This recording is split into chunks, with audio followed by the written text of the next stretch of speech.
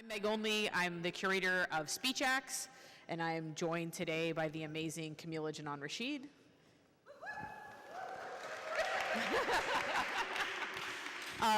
Earlier today, Kameelah asked, do you have questions for me, or are we just going to be Meg and Kameelah? And I think that kind of has been us throughout this entire process. I guess we have roughly 30 minutes or something like that of a conversation. I'll try and check my phone throughout the process.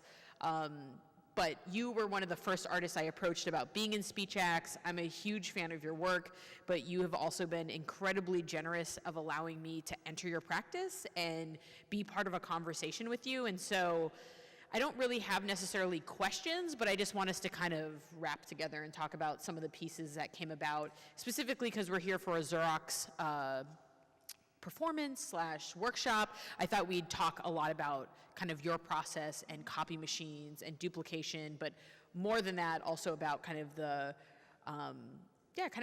boundaries of Blackness, the permutations of Blackness, the ways in which Blackness sort of exists within your practice, but also thinking about abstraction as it relates to experimental poetry and the show. So it's quite a charge. We're going to try and do all that in 30 minutes. And if anyone has things they want to suddenly yell out, if there's some reference that we're missing or you just want to kind of get in, please feel free. But so I approached you like a year ago, and I said I'm working on a Black poetry show. I wasn't quite sure what I was doing yet, and I was telling people, the work that you've been making over the past year since we have been kind of talking, I'm super excited about, and you originally told me I have to look at Anthony Reed. I think that was one of the first books you told me to look at, Anthony Reed's Freedom Time. It's back here on the bookshelf, looks at experimental poetics. Do you want to maybe just like how you entered that space, and then we'll jump into copy machines? Yeah, absolutely.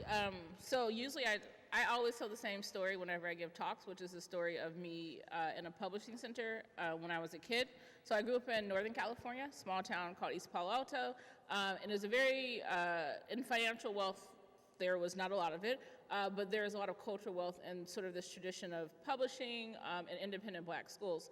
And so one of the things that my school happened to have was a publishing center, and it was an older woman who would sit in this trailer, and you could bring her these stories that you'd written, and then she would type them. You could pick the paper, the binding, and you could just make books. And so when I was in second grade, I spent all of my time in the publishing center, and before I left second grade, I had written, illustrated, and published over a dozen books, and I had all of these author talks where people from the community and my peers would come, and these books were in the library. And so I think from a very early age, I was interested in words and language and the ability to craft a story, and the fact that at 7 years old, I had literally written books, and it was amazing to me to know that my books were part of a circulating library. And so as I got older, I was always interested in language, and I just recently read this interview with Fred Moten in the Brooklyn Rail, where he talks about this idea of privilege, and he says that we talk about it as an absolute, but he says he thinks about it in relative terms. He felt privileged in that because of his subjectivity, he had no choice but to understand language and to understand how to navigate the world in the ways that people make use of language to make use of him, right? And so I think in a lot of ways I was privileged in that I was constantly having to negotiate how people were talking to me and to be very astute in understanding when someone says something to me at 8 or 9 years old, like you speak very well, or being surprised when I'm in a bookstore, or being surprised I'm able to do things. I had to, at a young age, make sense of that. And so what I think when it comes to the work that I'm doing as an adult human, I feel like a lot of sort of that navigating of language, navigating of what people are saying to me in very opaque language, and then sort of reflecting elements of that back became very important to me, because I do think there's an expectation around language and that it provides some type of resolution or narrative linearity that I just knew was very untrue from a young age. And I think in the work, I'm really interested in thinking about narration and linearity and the ways that language can turn on itself. And I've been thinking a lot about agility and the ability for language to be acrobatic. And that comes a lot, actually. You referenced Harriet Mullen. I love Harriet Mullen. I love Harriet Mullen. Harriet Mullen is just, I don't know. I feel like all roads point back to Gwendolyn Brooks and Harriet Mullen for me in a lot of ways. And I'm thinking about a lot of the things that you're talking about. You at least from our conversations, it feels like you're not pulling necessarily, but you're influenced from Harriet Mullen's practice. And I think the things that you're talking about, kind of the opaqueness, the abstraction that's happening with language is really occurring in your piece, A Supple Perimeter, which is the piece that's on the other side of this wall. And that's the second activation. I want to talk about kind of two things in that work. One is the physicality of the work, but I think I want to start first with this notion of, I was just touring some people through the show, and I was talking about blackness as a supple perimeter and what that kind of means. Will you talk to how you came about that work, and also is that your reading at the same time? Is that my reading? Of the work in the sense of this notion of blackness. You just read my, I guess I should say this, you just read my intro to the catalog essay, and so I talk about blackness as supple and endless, and the ways in which blackness can be stretched and distorted. Is that what you're thinking about? Yeah, so I really love poetry, and I only recently started reading poetry publicly, and I consider myself in that context. But the thing that I love about poetry the most is as the way that it's able to shift and have agility and to move across the page, but also to move between meaning. And thinking about that in the context, for me, a lot of that has to do with like thinking through the ways that Black folks historically have use the opaqueness or illegibility of what's being said or done in a particular moment as a form of protection. So not always announcing the next movement that you're about to make, not always announcing the next thing you're about to make, being able to have some things that are secret or illegible for the purpose of safety and to navigate into a future. And so I think, in thinking about a supple perimeter, I was thinking a lot about how so many histories of Black folks are abbreviated, like literally either compressed and flattened to something that's very, very that lacks contour and nuance, but also thinking about Black lives that are literally abbreviated, and me being very interested in something that was given space to sort of elaborate beyond like 2 feet. And so I think at a very like spatial level, the work is interested in ideas around Blackness as capacious, as being able to unfold, as being able to take up space, being worthy to take up space, and it's also concerned with this idea that there's an assumption that Blackness can only exist in one particular way, and using this idea of something being supple and having a perimeter, I think does 2 things. The idea of a perimeter still implies that there's a thing that Blackness is and Blackness ain't, which we can go into much longer, because I do think that that is important to talk about. But there's also this conversation around being able as an individual to both expand, but also as a community to expand beyond expectations that are set up, beyond current articulations of what Blackness is. So I really am interested in like literally being able to take up space. And so when I saw the space, at first I was a bit intimidated because I was like, a whole lot of space. But also was super excited about this idea of being able to literally take up space. You say this and we're right in front of another piece of yours that's like 31 feet by almost 40 feet. So you can take up space? Yes. I don't know if this is, 30 minutes of you and I in conversation is not a justice to anyone, I should say, to us or anyone else. You said so many things I really want to respond to, but this notion of bringing up Black is, Black ain't, Anthony and I were actually just talking about this the other day, but I'm really interested in what Blackness isn't, and I think coming back to Harriet again, you know, thinking about when Harriet really pushes the boundaries of what a Black poet is and says, you know, Black poetry suddenly is questioned with her work. It suddenly, is this actually about Blackness? When she is meditating and doing these walks, how is that work not Blackness? And so I really love the fact that you sort of, I still love this kind of notion of suppleness and this kind of, I talk about your work as being almost wet, and this notion of dripping, which you might not get necessarily from the work, but that's just my natural kind of reaction to these pieces. And I'm really interested in Anne Black, this piece that is on the wall. It's a print kind of part of this full installation. And you're seeing Anne Black warped into itself, and it's kind of dripping down the page. And I really like this notion of, you know, where suddenly Blackness could potentially end. And we're kind of part of, a lot of the show is, you know, a generational response, and I was kind of talking about our generation as opposed to kind of later generations, the Black arts movement. And we're kind of a generation that you and I have both been to like prestigious schools. Like suddenly, are you less Black because you've gone to Stanford? Are you less Black because, of course not, but these are things that have often been questioned to us. And I think your work sort of consistently navigates that, but you're also really interested in a Blackness that almost can't be seen or articulated, and that comes a lot about notions of Black interiority. And yeah, I guess I'm wondering in the sense of that type of quietness, we're obviously thinking, if everyone's familiar with Kevin Quashie's work, that deals with this idea of the sovereignty of quiet, thinking about this quietness that exists, but what about the things that can't be named that are also part of that kind of sphere of Blackness? Which isn't really a question, I'm just kind of saying it to see if you react. Yeah, I think that book was super important to me because I was coming off of a show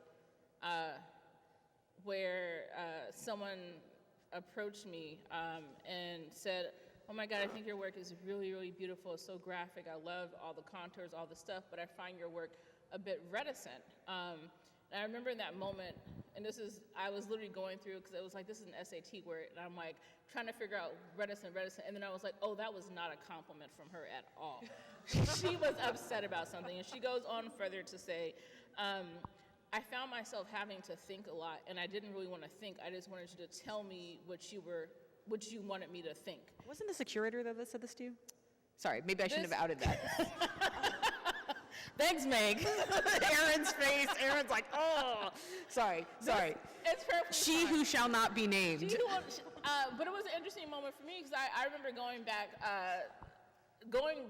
to the hotel and crying because I was like, my work is so hard to read. No one can get it, and like I'm being withholding, and just going through all these feelings around like being told that I was being withholding, and she linked it to like me being like a passive woman later.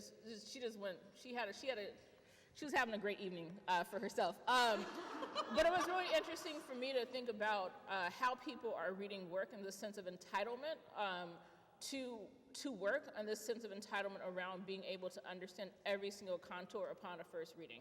And I think that in the way that I work and the way that I hope to continue to work in the future, I used to be a high school teacher, so for me, thinking about entry points for people to come up with their own understanding is really important to me. Like, it's very, very important to me that I respect people's intelligence and subjectivity and willingness to do cognitive work when they come into my work. And so for me, this idea of interiority is really important because I think there's an assumption around Black folks not having an interiority, or Black folks having an interiority but always making that available for everyone else without ever being able to like literally hold a thought or hold a quiet or hold a moment of pause.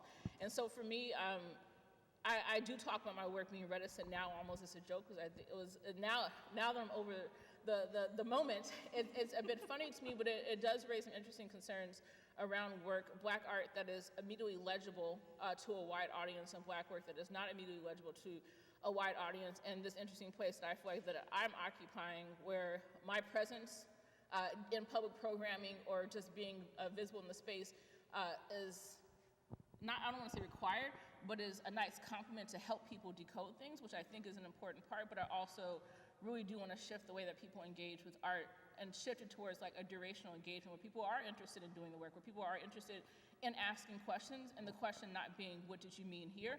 But like, what were you thinking when you put this here and this there, versus like, what is this whole thing about? And I'm like, the idea of trying to summarize even the work there, even the work here is even hard for me because I don't think in terms of summary, I don't think in terms of a resolution for an audience, I really think in terms of questions. So the best that I can ever do is give another set of questions, which I think ends up becoming frustrating to people, but I think frustration can be generative.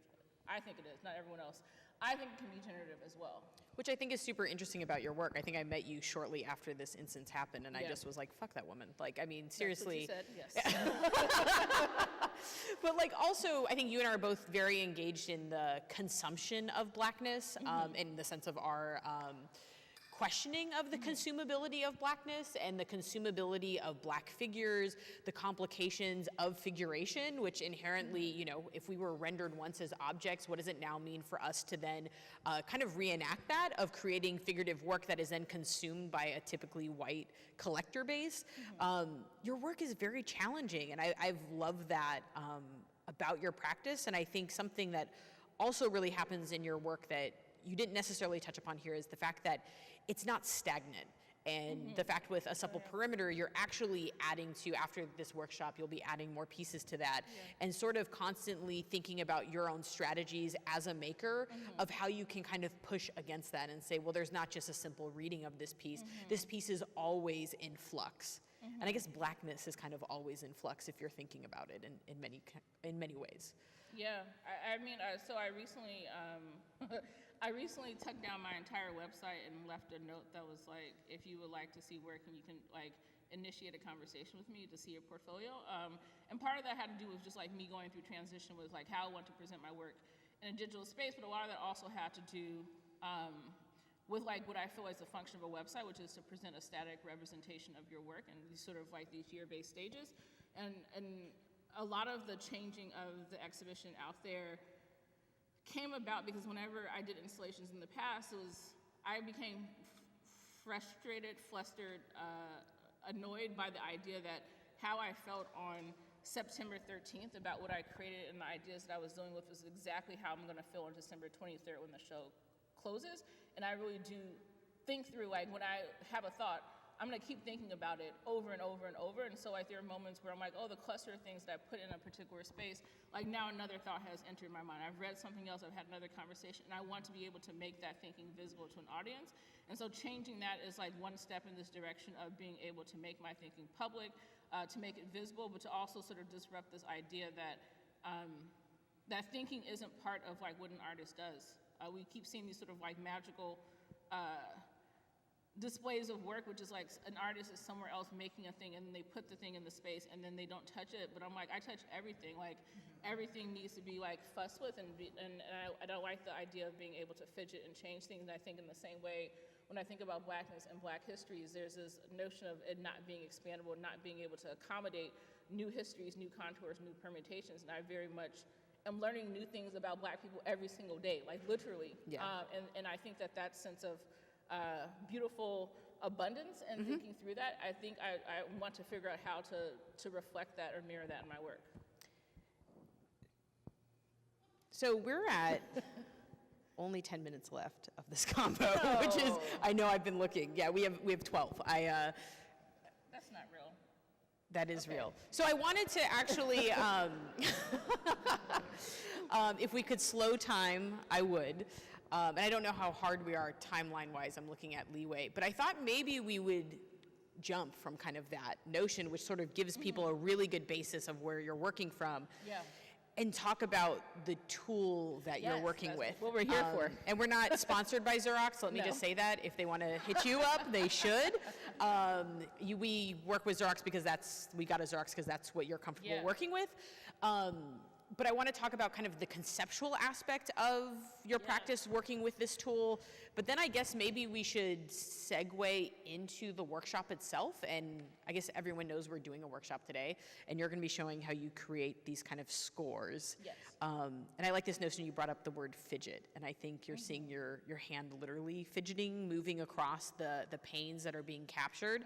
But Xerox itself, like thinking about a copy machine that, this is a brand, but like thinking about it as a copy machine, it's something that has been often used to disseminate radical text. We photocopy the things that we're writing to hand out to people. We're often self-publishing through photocopy machines, thinking of the history of zines, really kind of coming back to these notions of radical text. How did you get to the place of deciding that was the tool that you're going to work with? So I'm going to do a quick story for childhood again. Go for it. So I was a disruptive student. Because I would get bored and then I would just bother other people because I didn't feel. That's what I'm like every day at work. So. So I was a fidgeter. So my teacher used to send me to the office to make all of her copies, and it definitely needed to only take 10 minutes. I would just stay there for like 45 because I was like, I'm not missing anything. So I would spend a lot of time on photocopy machines, like playing with it, and just waiting until the paper bin was empty and making all the copies that I need to make. And I sort of like this magical moment of like just being able to play on the copier. And I used to go with my mom to Kinko's a lot because she was homeschooling my brothers several years later and would go to Kinko's to photocopy things. And so I love being in Kinko's. I love the photocopy machine. I love the entire like enterprise of making copies. And I had a residency at the Lower East Side print shop in 2015 or 2016, and I was using these beautiful etching presses. They were so amazing. And then that residency ended. And I was like, I'm just gonna buy an etching press. And then I looked at the cost of etching presses. And I did not buy an etching press. And so I said, okay, so I want to do this thing. I'm working a lot with monotype. What is another way for me to do this? So I was like, let me just get a photocopier and see what I can do with it. And so the use of the photocopy came out of like, I guess like a retention from childhood that like then surfaced in this moment, but it also came out of just like, I don't have $4,000, but I do have $400.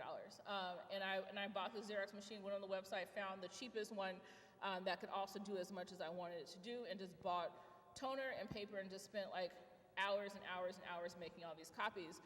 And I started to notice some of the things that I was doing with the plate of the copier, and noticing that I was actually producing sort of like these movements with my hand, introducing other elements of light, curving things, thinking about duration of the paper on the glass, thinking about when the top of it was down and when it was up.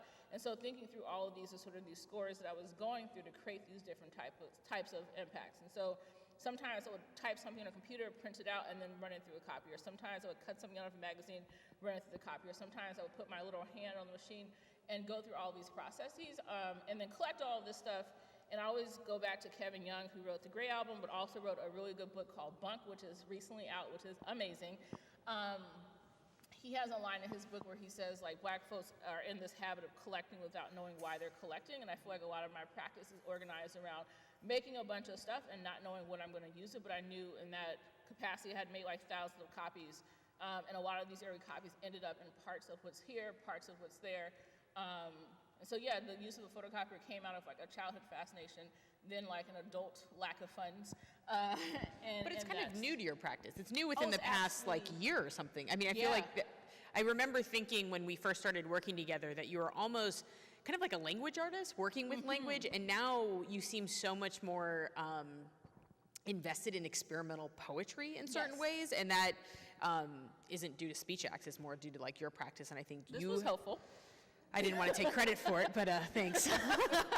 But I think you have pushed me as a curator to think so much closer about one's engagement with poetry, like capital P poetry, and not notions of the poetic. There are so many aspects in which the poetic appears within art, and there's so many people that kind of fall into that category. And when you and I first did a site visit looking at this space, the works that we talked about, it's so funny that work ended up on this wall, which was Anthony's suggestion, which it's a good one. Is a really good one. But it was, we had already talked about utilizing this wall with legible text. And I think it's so interesting that on the end of this, we've wound up with this very kind of relatively illegible text. It was those big yellow pieces. Yeah, we were talking about those large yellow pieces, which would have been a nightmare to paint on this wall, and everyone would have hated me so much more than this. But like, really, where something has come from this this text that was using the vocabulary of advertisement really at the time, and a year later, you're kind of out on this other end through a photocopy machine. This piece, because Gwendolyn Brooks said we occur everywhere, is 2,500 sheets of paper. It is 12 individual designs that you have done. It took about 2 days for us to do. Anthony Elms and 4 crew people put this up. And I really wanted to surprise you with it. I didn't send you any photos, and I told Tiana I didn't want you to see it. And then you texted me saying, is the piece done? And I thought, oh no, she wants to change it. No. I totally thought you wanted to change it, so I had to send you a picture of it, because it's also hard to photograph. But I think it's really interesting kind of starting the process of this show with language that is not necessarily abstracted in any capacity, and kind of coming out a year later of your practice functioning and using abstraction in this way that I find incredibly intriguing. And also it's something that I don't know, it's really like pushed me. It's pushed me in a lot of ways, and it's pushed me in the sense of thinking about the lack of exactness, even within the language that I'm using. Yeah. Yeah. Because language will always fail us, and I think it's always like a good reminder to me, because I think there's and I'll say this also, I maybe like months ago, I had put up an image on Instagram of like a slow cooker, and I think I captioned like artist statement, and I meant that really seriously, because I think that there's a lot of times where I'll like tinker in my brain or on paper or like in the margins of books for like years, and then I'll be like, here's this thing that I want to do, and I think that it sometimes becomes like you took a left turn, you're just making posters on the street, and now you're making this. But I think like for me, like I really value the time to like let ideas marinate, and I think I get very protective over how and when those ideas become public, because I do want to be careful and I do want to be intentional, and this felt like a really great opportunity to experiment in a public space, because there was so much care with the process and so much care in how we spent. Quick note, Meg contacted me like a year before the show even like was on the like we like built it was like we built a relation, and that was important to me, because I think that I've been in different situations with shows where like someone's like, let's do the show, it's gonna open in a month, and you're like, you're scared to get stuff done, and this felt like an actual opportunity to actually research and have a conversation and to go through experimentation and go through iterations of thought to actually think about what do I want to again represent to a community. And so it felt really good. Like slow cookers are great for food, but they're also like really, really great for thinking about how I conceptualize, how I process information. Yeah, I hope that makes sense. No, totally. And I think it's just, we echo it. Every time we're together, we're just like, I love you so much. Like, it's just, everyone, I know the curatorial team's like, we get it. You love Kameelah. You love Kameelah's work. But I think it's something that, as you talk about kind of the flexibility of your work, you're also just an incredibly, I wouldn't say you are a flexible person. I have seen you do your kicks at the opening. But also, you're an incredibly flexible person in allowing people to engage with you and engage with your work and having conversations around it.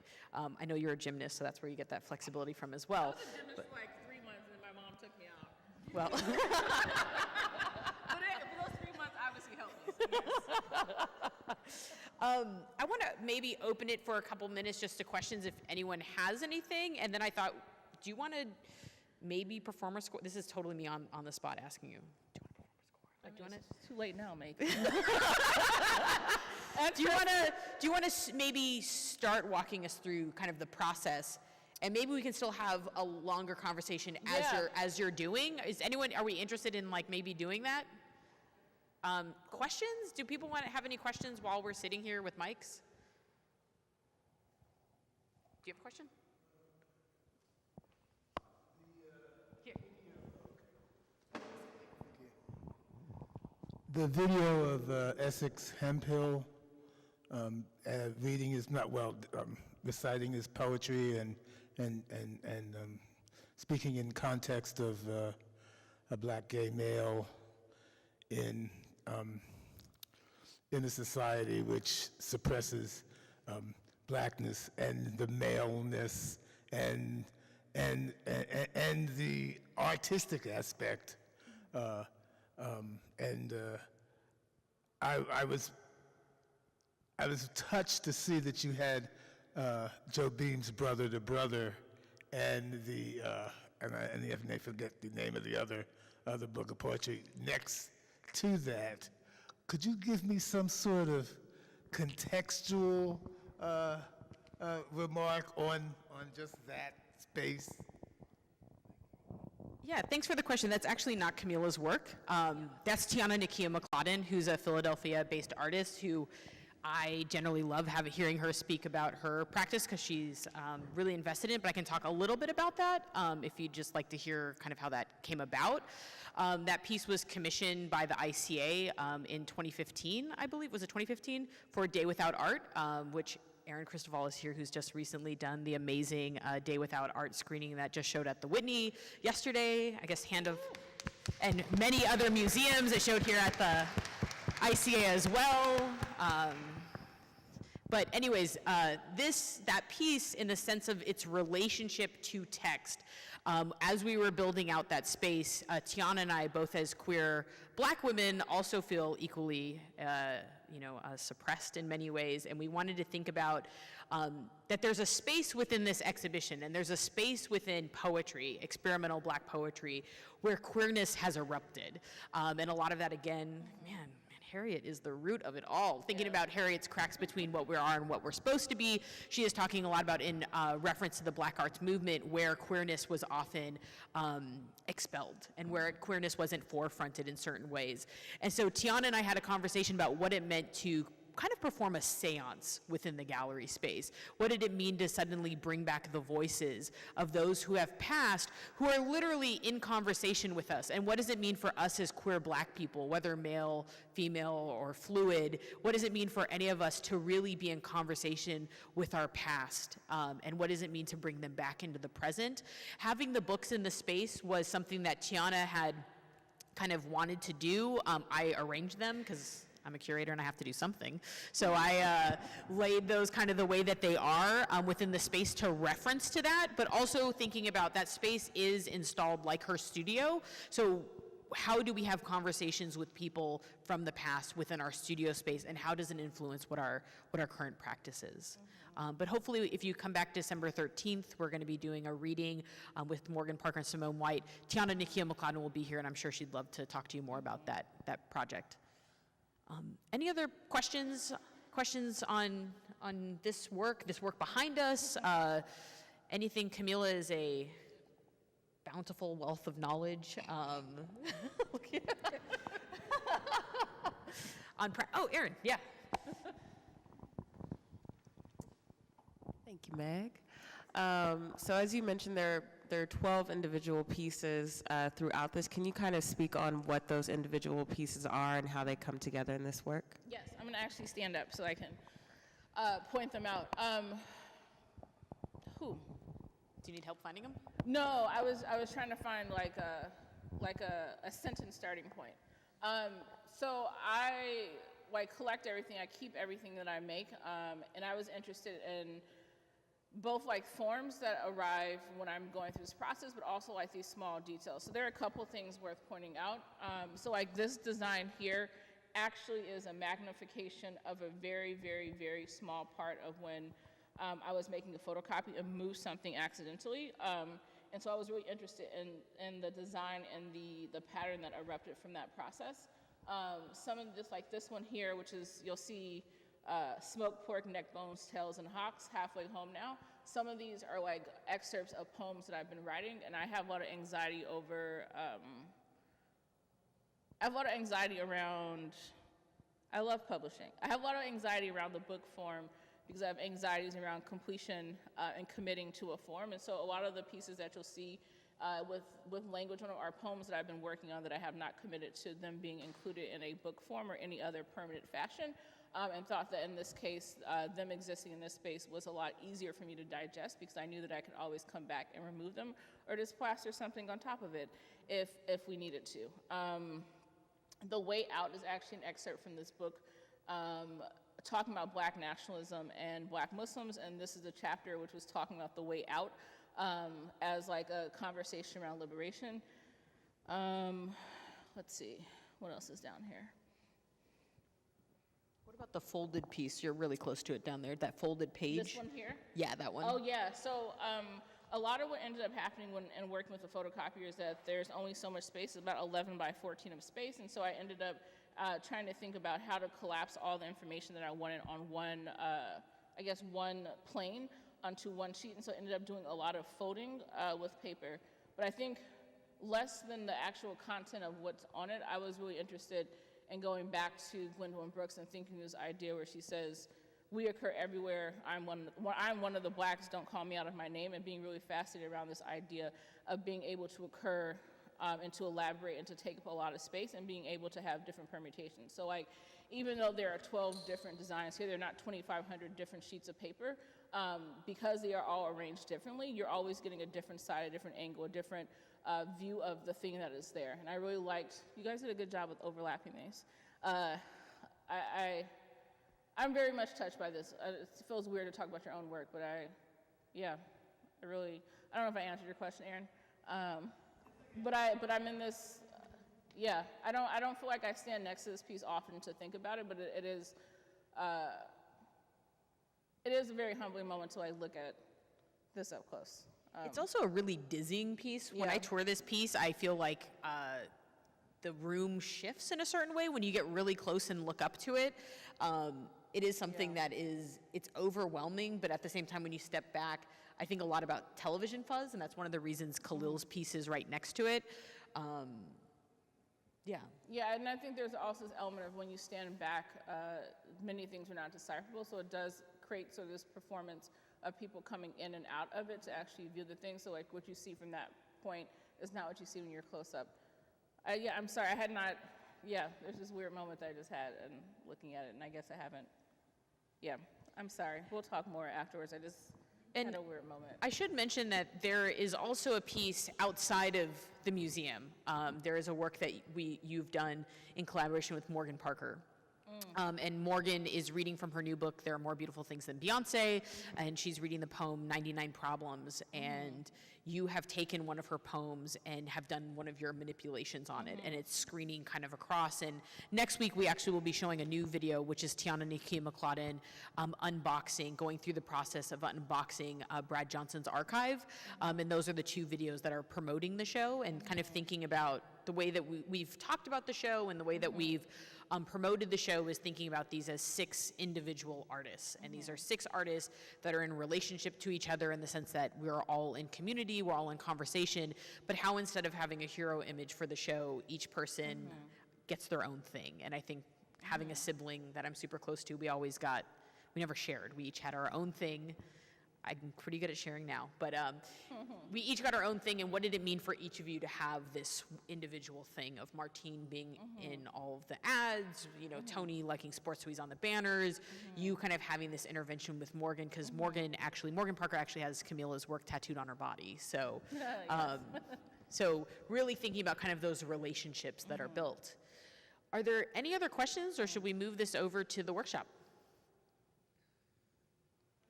Aaron, go for it, yeah. Aaron, you want to get up here with me? Is this Curator's Corner? Sorry. Well, what caught me when you were talking about the work was that, in terms of the figure, your hands are really the only sort of gesture, sort of performative action that keeps the piece moving forward. And then I started thinking about the qualities of like DJing and that this is sort of a meta collage that continues to grow through the gesture of the hands. So can you kind of speak to like what that gesture in particular means and how it's moving the piece forward and why your hands were the sort of figurative aspect of the work that you took on? Thank you for getting me there, Aaron. I appreciate. So if you look at any of my old work, which is not online anymore, so you can't look at it, but I will tell you, if you were to see any of my old work, I used to do like a lot of documentary photography, and then I moved out of that and sort of like abandoned figurative work entirely because I didn't know yet what I wanted to do with it. And so when I started working with the photocopy machine again, there are these moments where my hand kept showing up by accident in the work. And I got sort of frustrated because I felt like it interrupted the perfection of what I was trying to achieve. Like, why is my finger there? And I've always been very self-conscious about my hands, so I've always thought that I have very large hands. This is important. I've always thought that I've had very large hands. I've always felt that I didn't have like dainty, precious, womanly hands. This is like a conversation I've had in 8th grade with a peer who was making fun of my hands, blah, blah, blah, blah. So I've always been self-conscious about like my hands being in work, my hands being in photographs, but when I started making these photocopies of my actual hand, there's a sort of power in how my hand was able to stretch and sort of morph over time and morph over the space, being elongated, being stretched.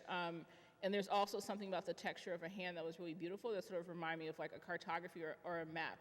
And so I really became fascinated by like a reclamation of like being appreciative of my hands, which sounds like weird to say, but I feel like the Xerox machine really does require an intimate relationship. Like even the photocopier we're gonna use today is not the photocopier I use at home. My photocopier is Zora. I haven't named that photocopier, so I don't even know what type of relationship we're going to have. But there is like something about like how my hand has to work with the Xerox machine to really get to know it, to know if there's a paper jam, how to get the paper jam out, if it's being temperamental, how to actually literally massage it back to do what I wanted to do. And so like my hand became very important for me to be okay with it being present and making the work, but also being present as a reminder that like I could not have done it without it. Again, I just think that there's something aesthetically interesting about like a hand, and you'll see a lot of different hands in the work there, even just like pressed against the wall or like pointing towards the ground or pointing into corners, and there's something interesting. Go ahead. There's even phantom hands that show There up. are phantom like hands. phantom hands that I don't even, like the side of your hand Yes. suddenly appears in some places where I wouldn't Yeah. have seen before, and then I noticed that it must have skimmed or somehow this Yep. has picked up a certain movement that it might not even render as a hand, but you see something fleshy and you assume it has to be your hand at that point. And the hand just ends up becoming important as a reminder that even though I'm using a machine, that like a human is involved in this process. And I think because so much of my work ends up being printed, and there is a mechanical digital quality to it, the hand always is like a reminder of this disruption of the machine as well, and also this reminder that like a human was involved in this process in an intimate way. Like me and Zora like have to spend a lot of time together, and if she's temperamental, it's the whole thing. We have to unplug her. We have to like pull things out, and so I think like there's a real relationship that I like have to build with the tool that I'm using, and a real collaboration, because she'll make mistakes that I did not ask for her to make, and I have to either go with them or to abandon them. In a lot of cases, I go with them. So I do think there's something. Do think there is something happening in working with the machine, and the machine doing a thing that I didn't expect, but me being okay with that unexpected movement. Thank you for that question. Anyone else at all?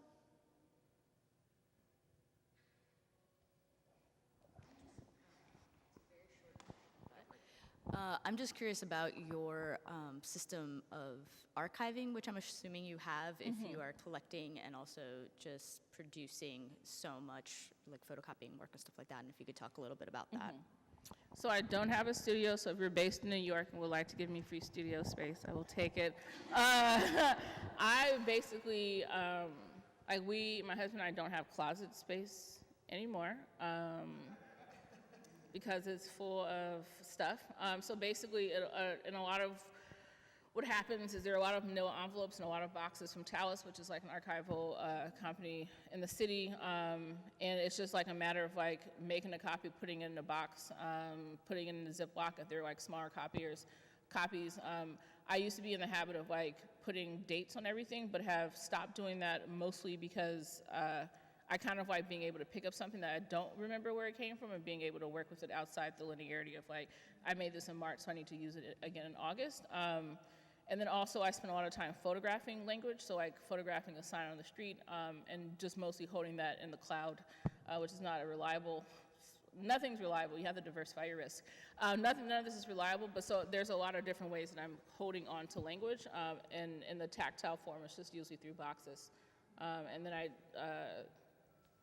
journal not so much journaling. I'm doing a ritual every day of like writing down language. I'm a lucid dreamer, so whatever comes up in a dream that I can actually remember, that ends up being written down.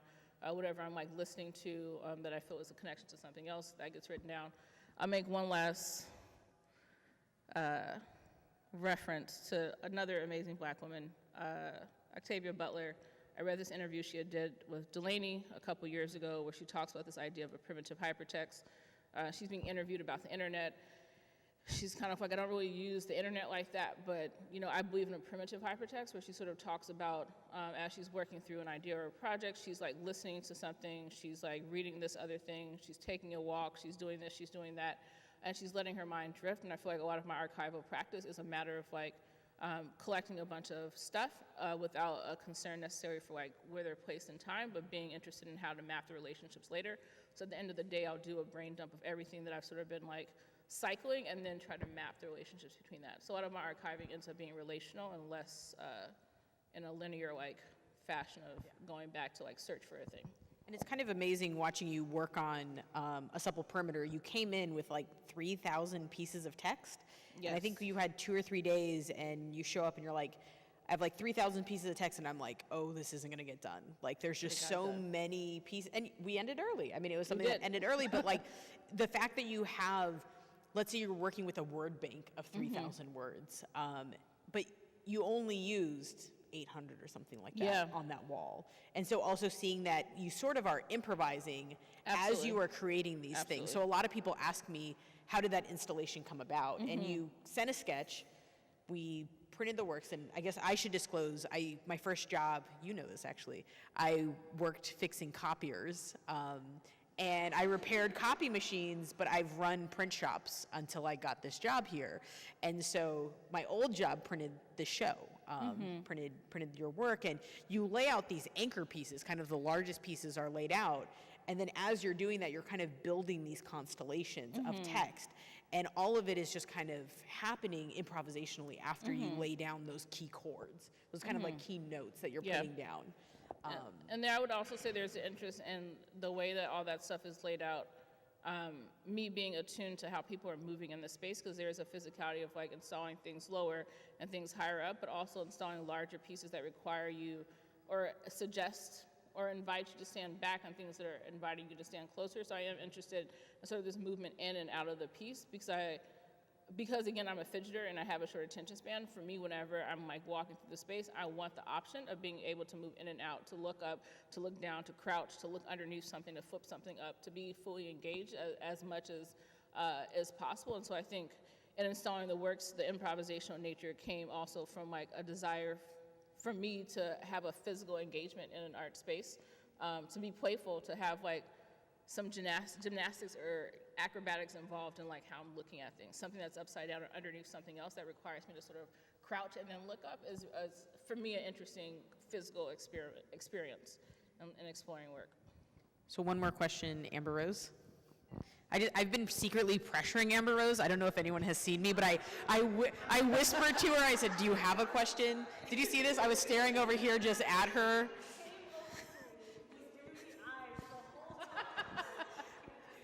I only say this because you've written about this work, so. It's true. Okay, first of all, thank you both so much for doing this. I was like in a writing rut, and I was like, oh my God, but now I feel so inspired and encouraged, so thank you. So you are absolutely an experimental poet, and that's so much of what your work is doing. So I'm wondering if you can reflect for a moment on your interest in the shape of words, the physical appearance of them, their like material manifestation, and how that relates to your commentary on the structural and conceptual order of language as a meaning-making, communicating thing. Yeah, absolutely. So in some of the pieces on the other side, you'll see a lot of warp language, or you'll see a lot of instances where there's a line break and then nothing comes after it, or you'll see a line break in a place that you may not think there should be, or you'll just see a word cut off. And so for me, in thinking about like the materiality or physicality of language, I like this idea of how language moves across a page. And have been thinking, I used to be a high school history teacher, and a lot of the time that I spent with my students was sort of thinking through the ways that we conceptualize history in a linear fashion, given that the state is requiring me to teach you this thing in a linear fashion, but also my interest in students understanding the stutters or glitches that are involved in how we understand history and how things move forward, but also are simultaneously moving back, or even how that conception of time is even problematic. And so in a lot of the way that I think about how text lives on a page is me being interested in being able to display text in some way where things are moving off into the margins, or things are spilling off of a page, or things are centered in a place, or sort of, centered or fussed into a space that isn't comfortable or makes things illegible. And I am fascinated by the ways in which we use language to talk about history, the ways that actually makes it difficult for us to conceptualize things in new ways.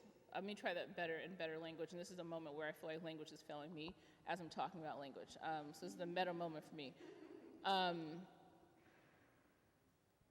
There is this poem by Derek Walcott where he says something like, pray for a day without narrative, a life without plot. And I'm not getting it perfect, but hopefully the idea is there. And what I love so much about this is this desire, in my interpretation, for people to be able to live without a predetermination on the directionality of their life. And me, in working with a lot of text, me being interested in the other directions that text can physically live on a page, the other ways that text can fall off of the page, the other ways that a sentence can end, another way that a piece of punctuation can be used in language to offer alternatives for how we're both reading the world and how we are being read by other people. And I feel like everything that I talk about in relation to my art is always wishful. Like, I hope to get to this point, or I hope my work is doing this. I don't know if it's doing this yet, but I am really interested in the elasticity, the possibility that we can arrange text in a different way on a page. We can arrange a sentence in a different way. We can remove a noun. We can add an extra verb. We can add an extra apostrophe. We can put an S at the bottom of the page. We can have stuff coming off the page. We could have stuff not on the page. It could be on the wall. It could be on the floor, as an opportunity to really think about how we are reading history and how we're narrating possible features. Of course, when you work with a wall, you have to work with the wall, but I think the things that end up becoming interesting to me are being able to make use of corners and being able to making use of like slices or like slight slits in the walls, being able to make use of the underneaths of a frame, sort of these hidden opportunities and possibilities for where language could live outside of a book or outside of a poster are really interesting for me. Because I think a lot of text lives on walls, which I think is cool, but I also think that there are other places that it can live, and I feel like those are generative things to think about. I hope I answered your question. Okay. I never really know if I answer questions. Meg. Okay, thanks, niece. I appreciate it. Thank you. Thank you so much. Yeah, it's just awesome being in conversation with you. I just really appreciate it. Conversation with you? Well.